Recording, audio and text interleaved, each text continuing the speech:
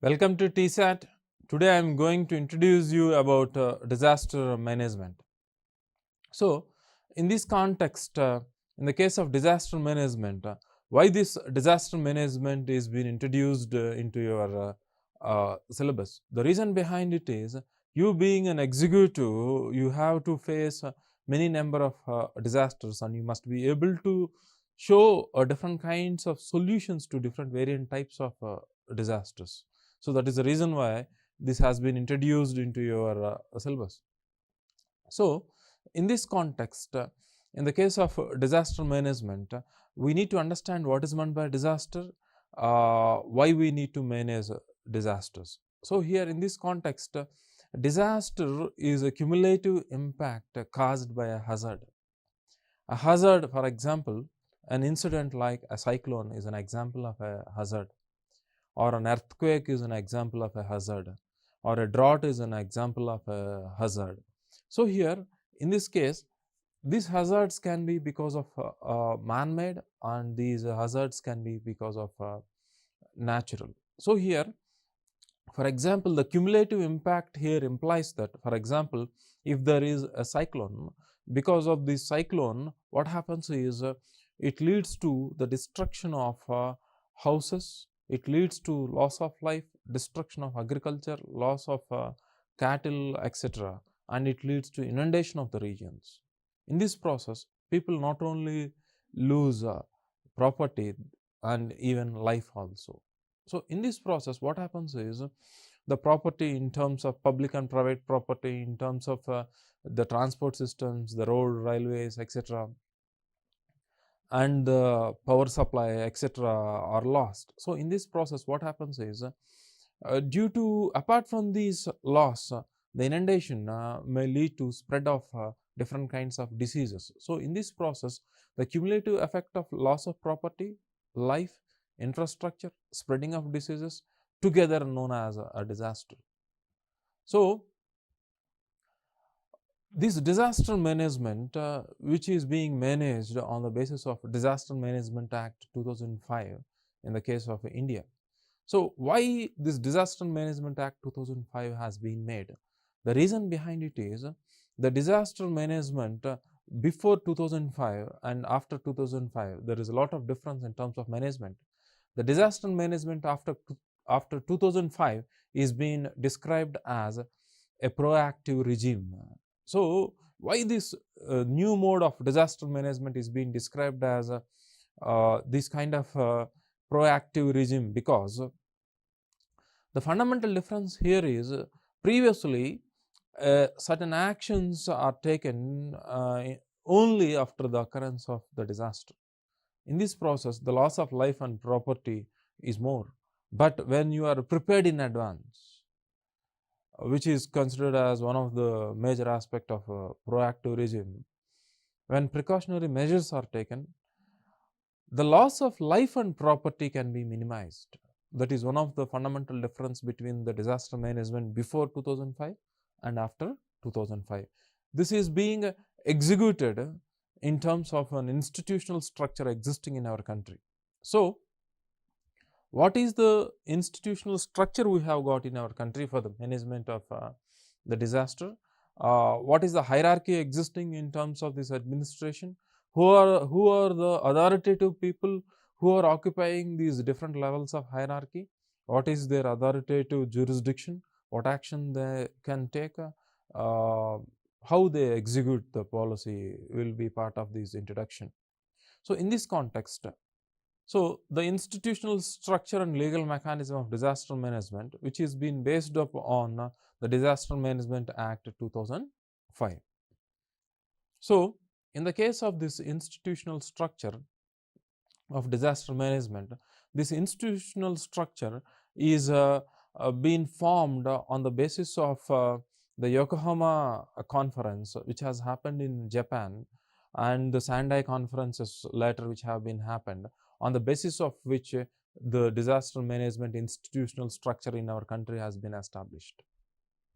The reason behind it is the mode of disasters or the types of disasters, when relatively compared with the previous mode of disasters, the types of disasters have been diversified. That is the reason why previously when the disaster management portfolio is part of the agriculture department has been shifted to the portfolio of home affairs. The reason behind it is during the independence or the post-independence duration, what happens is the mode of disasters are more natural, which are more cyclonic, drought kind of aspects were related to agriculture. But with the change in time, the mode of disasters have gradually changed. That is the reason why they have shifted the portfolio of disaster management to the portfolio of home affairs. For example, if there is a terrorist attack on Taj happened a decade ago, for example. So in this context, what can the Department of Agriculture do in this case because of a man-made disaster caused by terrorism? The Department of Agriculture doesn't have any kind of authority to take any actions to control the impact of disaster. In the same case, for example, in different kinds of disasters, for example, the destruction happened because of an earthquake, or the destruction happened because of a cyclone, or for example, in the case of the corona, is a disaster where the agriculture department doesn't have much mechanism or authority to take certain steps. So the institutional structure is being framed in such a manner where at different hierarchical levels, where the authoritative positions have certain decision making powers to solve the problem. Such is the way the structure of the institution is being designed. So which is being based upon the Yokohama conference held in Japan, where our Disaster Management Act 2005 itself is being designed. So this Yokohama conference, which has held for the first time in 1994 for the management of disaster management, consequently it has led to different types of conferences which are being held, has been projected to you. Sendai conference is such one type of conference happened. So in the case of the National Disaster Management Authority is the apex institutional body which is existing in our country to make decisions on disaster management. So the Prime Minister is being made as the chairman of this NDMA. So why the Prime Minister is being made as the chairman of NDMA? The reason behind it is Prime Minister is a kind of executive authority where he can command any department possible at the central level and even at the state level. That is the reason why the structure of this institution is being made in such a manner where the highest authoritative, the real authoritative person is being placed at the apex position, is the significance of this structure. Apart from this, National Executive Committee is a body because the Prime Minister himself cannot supervise every aspect. It requires certain institutional levels at different hierarchical levels. So one such hierarchical level is National Executive Committee, which is being headed by the Union Home Secretary as the chairman and secretaries of other ministers as members. See the kind of positions this position being occupied by the personal, the executive people from the Union Cabinet, who have got the authority to take decisions throughout the jurisdiction of our country's region. So this is the next level. National Executive Committee consists of all these secretaries chaired by the Union Home Secretary, so that they can command every department possible depending upon the type of disaster happens. Because if it is a disease, the medical department need to take many actions. If it is an agriculture, the agriculture department. If it is a terrorist attack, the Union Home Minister. So in this case, because of this reason, the members who are responsible to these respective portfolios in terms of secretaries are being made part of this institution at this level. Next constitutes of National Crisis Management Committee headed by Cabinet Secretary, and that is where the Cabinet Secretary's authority is so broad, where he can command many different types of departments. National Disaster Rescue Force (NDRF) who are pre-positioned. So here this National Disaster Rescue Force are recruited specially for disaster management, who have been trained to act accordingly on the basis of the type of the disaster happens. The reason behind it is, depending upon the type of disaster, the type of mitigative measures or actions need to be taken varies. For example, the actions or the mitigative measures need to be taken in the case of an earthquake or a cyclone or a pandemic like corona are not the same. So unless and until the personnel are being trained, they will not be aware of actions need to be taken to mitigate. So that is the reason why these personnel are being trained. But the problem is, the personnel essential to manage a disaster in terms of the number cannot be managed because of the financial limit we have got. That is the reason why limited people have been trained, and they have been divided into 8 battalions who have been pre-positioned at different locations of our country, so that the time consumed for these people who have been trying to travel to that location where the disaster has happened must be minimum. So these trained troops are being pre-positioned. Apart from this, because as I have already mentioned, the number of personnel who have been trained, because they might not be sufficient enough to tackle the scenario, in advance the state government personnel and the central government personnel, in terms of this kind of introduction of management, in terms of at the stage of your training in whatever department you have been selected, will be trained in terms of disaster management, so that in this process of training there is a kind of protocol to follow the authoritative levels, irrespective of the state and central government authorities, because to avoid contradictions of authority between central and state governments, there is a defined line of authority according to this act in disaster management. So to make cooperation and coordination, more coordination I can say rather than cooperation, is being acquired through this process of disaster management through this institutional structure. This is one of the main aim for structuring this institution. The next is State Disaster Management Authority, SDMA. The chairman is the state chief minister. So the state's chief minister has got the real authority to command every department possible. That is the reason why he has been made as an authoritative person as a chief in the state for disaster management. Later, the state executive committee, the chief secretary to the state heads the body. So the chief secretary is the executive or the head in terms of administration for all the personnel in the state in terms of employees. So next is District Disaster Management Authority. In this District Disaster Management Authority, the district collector is being made as the chairman, because the district collector legally has got the authority to command all the departments in the district.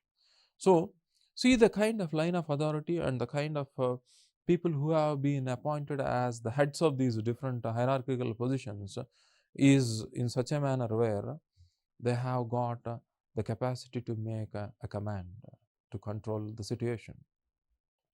Next, the local authorities.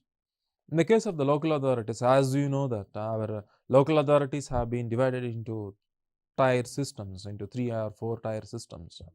For example, we have got the ZP chairmen or the mandal chairmen or the local panchayats.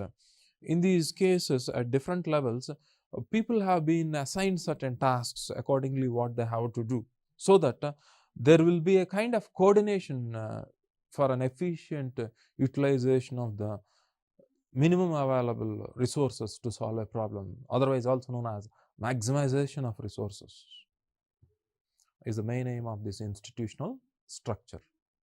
In this case of disaster management, to understand what disaster management is, disaster management can be defined as the range of activities designed to maintain control over disaster and emergency situations and to provide a framework for helping at risk persons to avoid or recover from the impact of disasters. This is what a disaster management is. A range of activities varies from disaster to disaster, because the activities need to be done in the case of a pandemic, the activities need to be done in the case of an earthquake or a cyclone, the activities need to be done structurally in terms of construction, in terms of constructing cyclone structures is a kind of a range of activity. Formulating policies are non-structural mitigative activities. So some are structural, some are non-structural. The actions need to be taken are different, highly diversified. That is what a range of activities are designed to maintain and control over disaster and emergency situations. So because when you are prepositioning people, when the range of activities are diversified, you will be able to manage an emergency situation, piling up, procuring the essential resources varying from disaster to disaster in terms of food, medicines, infrastructure required, transportation, logistics.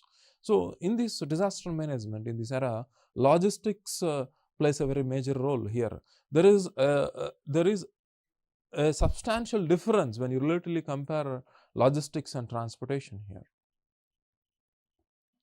The substantial difference here is, in the case of logistics, under any circumstances, even though the existing infrastructure or systems or the mechanisms fail to supply the essential resource to the required region, logistics search for an alternative mechanism or a route to make the services and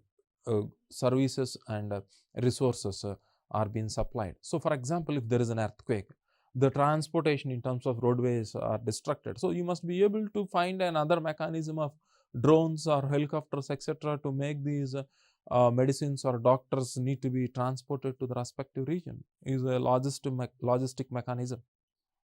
So, and provides a framework for helping at risk. So whom need to be first helped?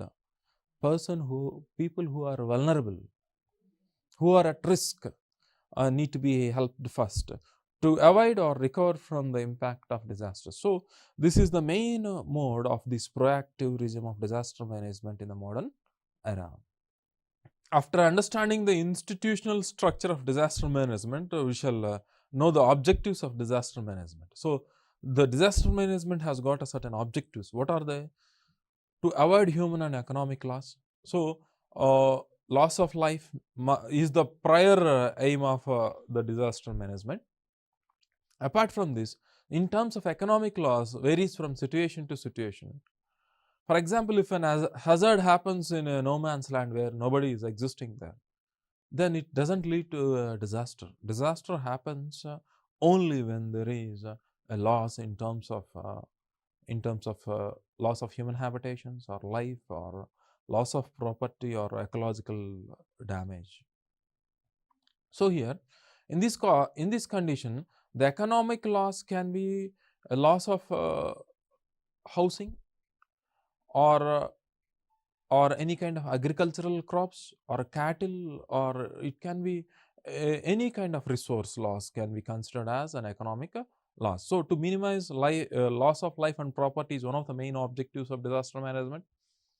To reduce personal suffering. So here personal suffering means, for example, if in the process of disaster, for example, if the head of the family is lost, what happens is the consequential impact of the loss of the head of the family has got an impact on the rest of the family members in terms of economic activities, or in terms of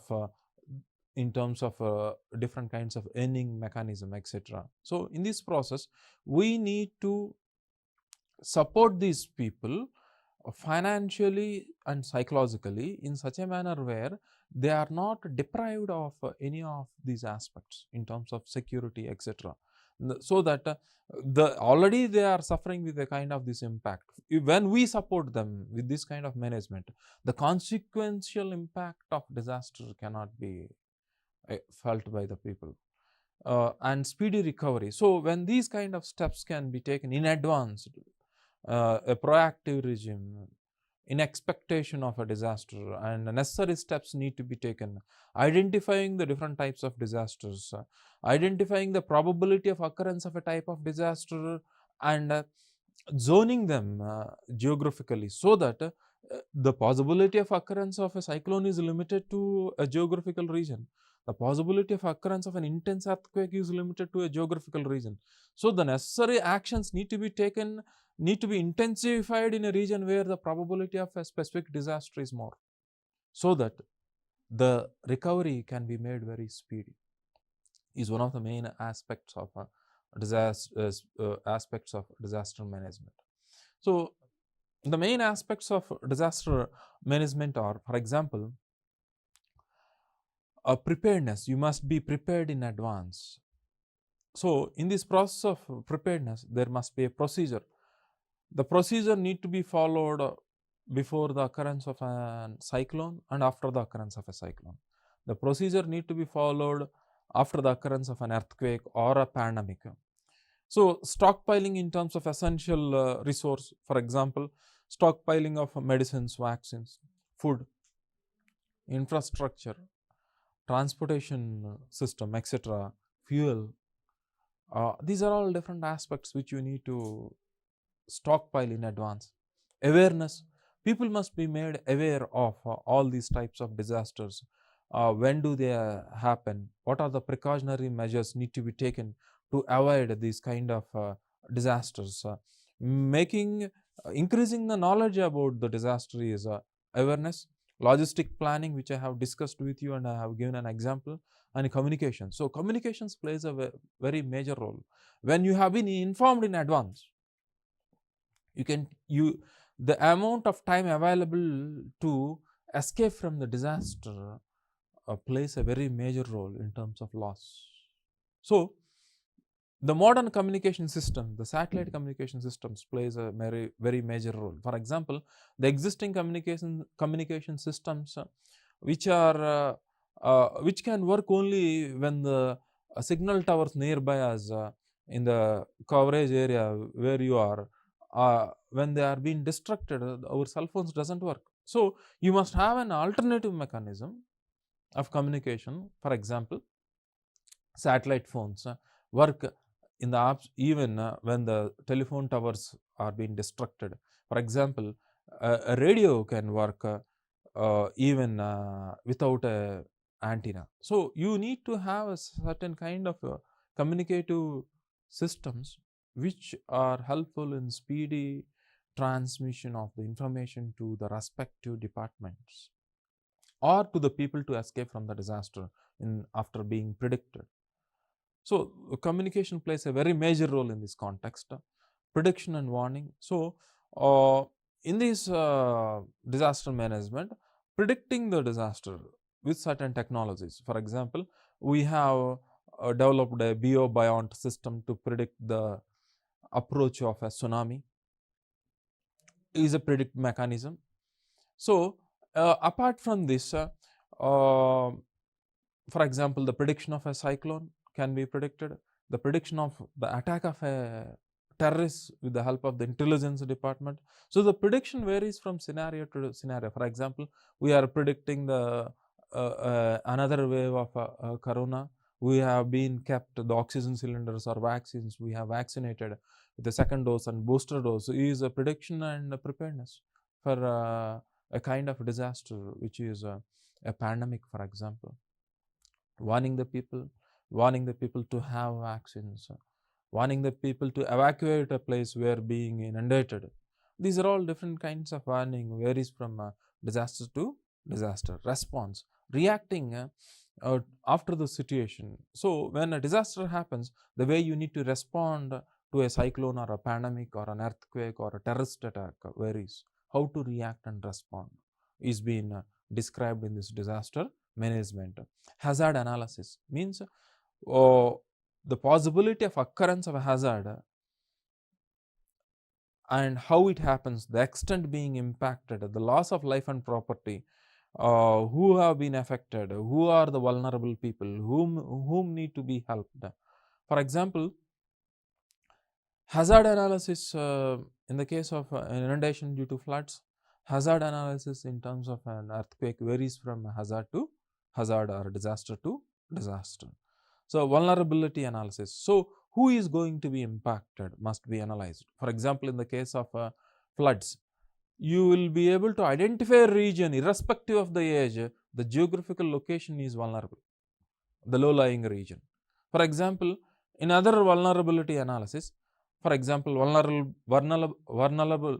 vulnerable people in terms of the impact of pandemic. For example, in this case, age limit is vulnerable. The older people are more vulnerable in this context. So, vulnerability varies from context to context. In the case of corona, it is age group. In the case of inundation due to floods is a low-lying region. So, you must be able to identify a region of a disaster to which people are vulnerable varies from condition to condition. The border people are being prone to more terrorist attack, low-lying region being subjected to inundation, old age people are being subjected to more diseases, pre-morbid conditions are vulnerable to certain diseases. So, vulnerability varies from condition to condition.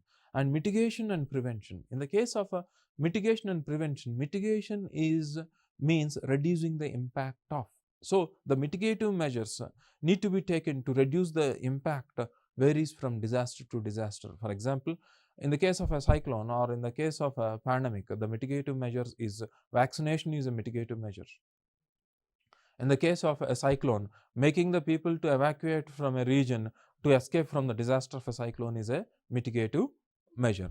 And by evacuating the people, you can prevent the loss of life. By vaccinating, you can prevent the loss of life, providing immunity to the people. So, these are all some of the aspects of disaster to reduce the impact of disaster management.